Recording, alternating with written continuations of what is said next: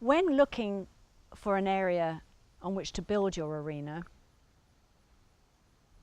bear in mind that the lesser amount of earth that has to be moved, the cheaper your basic earth moving works are going to be, which I know is probably obvious.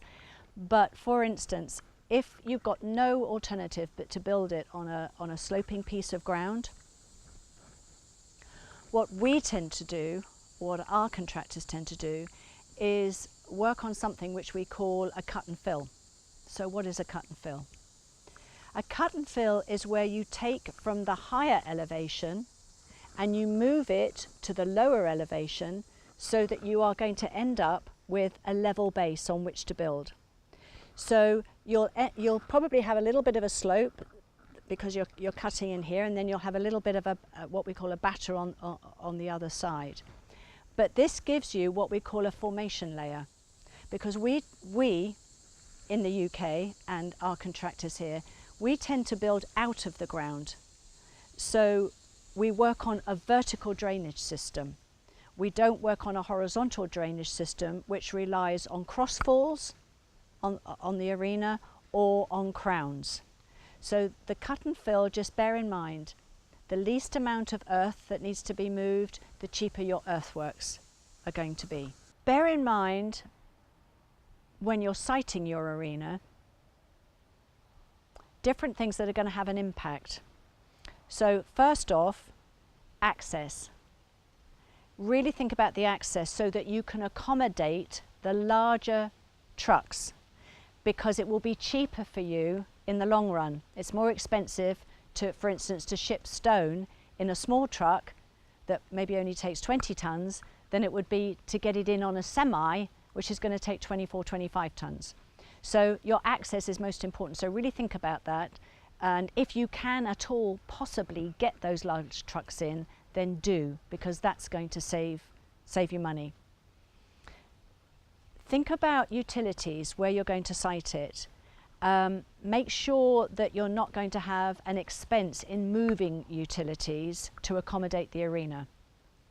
Look at other obstructions that might be in the way and think how much it's going to cost to move those, trees for instance. When siting it, yes, of course, it's great if you can site it in a sheltered location, but think about a sheltered location that has a lot of deciduous trees, so you're going to have a lot of leaf fall, because that poses it's not a problem, but you're going to have to lift those leaves when they fall, because if they're left, they're going to rot and they're going to contaminate your expensive footing. Think also about the time of year that you're going to construct your arena, because ideally you want it when the ground is solid, not waterlogged, not too cold. So ideally the spring and the fall, you know, late spring, fall are ideal times to construct.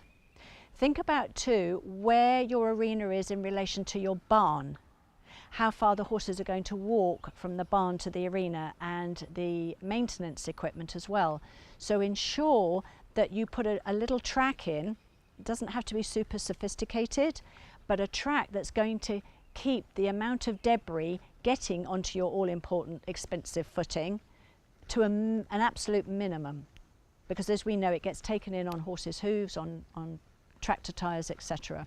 Also look at the surrounding land, and if you are having to cut and fill and you've got a hill that's coming down towards the arena and there's nothing you can do about that, take into consideration too, and again your contractor should help you with this, on perhaps putting a cut-off drain in, so that you can put that drain in, which is going to reduce the amount of water hitting the arena before it gets there.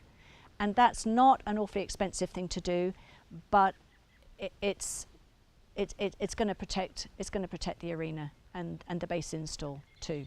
We work on a free draining level base, so the contractors that work with us have laser level equipment to ensure that that arena is perfectly level.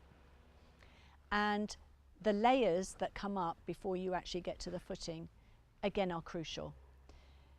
They will tell you this, and they will be much more knowledgeable because they will be au fait with your state and the type of stone in your state.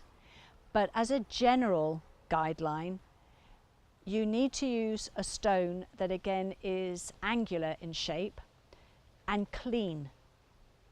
Clean because you don't want any little stones or fines or dust in it, because that could render the base impervious when they get wet and then dry and then actually sit and knit in with the stone particles. So you want a stone that's a good hard stone, especially in cold climates, because to put a soft stone in, like a sandstone, if the frost gets to those, they can start to break down, and then they will then knit together, and that again will render your base impervious. So the type of stone that you use is incredibly important, and as again I've said, your contractor will know good stone for your particular state and your particular area.